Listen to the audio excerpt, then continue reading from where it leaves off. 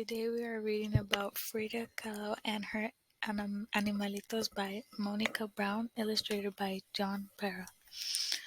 What do you like about the cover? What do you think might happen in the book? This is the story of a little girl named Frida who grew up to be one of the most famous painters of all time. Frida was special. This is also the story of two monkeys, a parrot, three dogs, two turkeys, an eagle, a black cat, and a fawn. They were Frida's pets and they were special too. Frida has lots of pets. Do you have any pets? Frida had a parrot named Bonito. Like her parrot, Frida was colorful. She liked to wear bold shades that celebrated indigenous Mexico and her own heritage. She lived in a house the color of parrot's bright blue feather, La Casa Azul, where she grew up with her mom, dad, and sisters. She also wears bold shades to celebrate indigenous Mexico. What do you think indigenous means? Frida had a pet fawn named Granizo, like her fawn. Frida had watchful, beautiful eyes. When Frida closed her eyes, she remembered her life as a little girl. Frida was always with her father, a photographer who taught her to look at the world through curious eyes. Frida and her father would walk to the park, collect bugs to look at under microscopes. Frida's father also taught her how to paint finishing touches on his photographs. Frida loved the small brushes and the beautiful colors. Frida had a cat with black shiny fur, the same color as her long dark hair. Like a cat, Frida was playful, but as a child, Frida couldn't always play. When Frida was 6, she got very sick. She was in bed for a long time. But little Frida didn't get sad or bored. Instead, she used her breath to make mist on her window, and then she drew a door with her finger. Frida used her big imagination and curious eyes to walk out the door with a magic friend, a little girl who danced and played like a kitten. Do you ever do anything fun in your room while you were sick?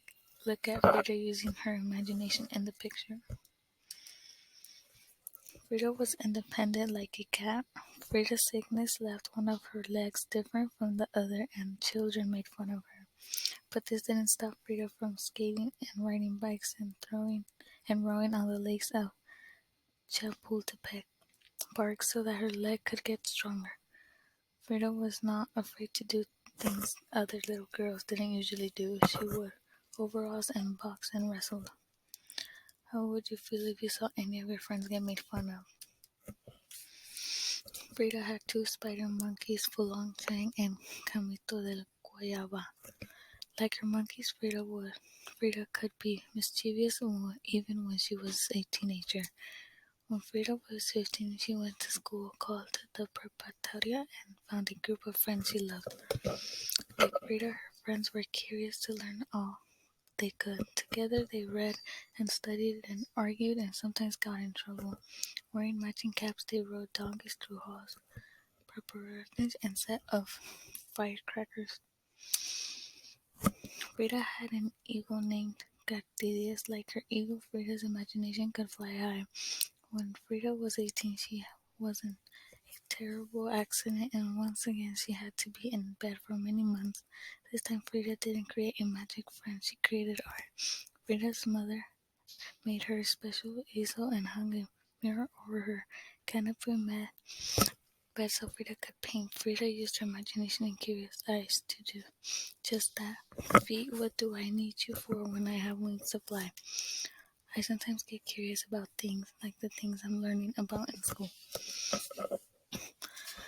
And if those weren't enough pets, Frida had two turkeys and three dogs, Senor Exlo, Senorita Capu, and Senor Costa. Frida's turkeys were intelligent and sensitive, just like herself. And like Frida, her dogs were warm and loving. When she was lonely or sad, she would wrap her arms around them and they would comfort her. Her axolotl dogs were the same breed and ran and hunted with the Aztecs thousands of years ago, and a reflection of Frida's heritage of which she was very proud of. Frida's dogs had no hair, but their bodies were warm, and Frida gave them great big hugs whenever she felt lonely or sad. Frida's Animalitos were spirited and entertaining, just like Frida. When her two spider monkeys were being good, Frida would hold them like babies. When they were being mischievous, they would steal socks and fruit and leap through the windows so no one could catch them. Her parrot, named Juanito, liked to struggle under the covers while Frida took naps and would do tricks at the dinner table for pats of butter. Frida and Animalitos played all day in the courtyard at La Casa Azul, the bright blue house of Launder Street. Her husband, Diego Rivera, even made the animals a pyramid at the club so that her pets could roam freely. When Frida painted, her pets would keep her company, and Frida painted all the time while the birds sang, the dogs barked, and the turkeys danced in the garden. Frida's animals were her children, her friends, and her inspiration. Frida painted when she was sick and hurting, and Frida painted when she was happy. She also painted when Diego was gone and she was sad, but Frida was never really alone at La Casa Azul, the bright blue house of Londa Street. She had her Animalitos and herself, and she painted both. Frida painted herself with Fulog Chong playing with ribbons. She painted herself with Bonito, the parrot, and Senor Excotor, the dog. She painted her black cat too, peeking over her shoulder. Would you ever like painting yourself? Have you painted yourself before? Frida painted herself with all the pets she loves so much, and even butterflies and caterpillars. Her paintings were magic. And today, if you visit La Casa Azul in Coyote, just outside of Mexico City, you may hear the sound of a bird or see a black cat jump from the pyramid that sits in the courtyard of the bright blue house of Launder Street where Frida and her Animalitos lived so many years ago. Did you have any connections with Frida throughout the story?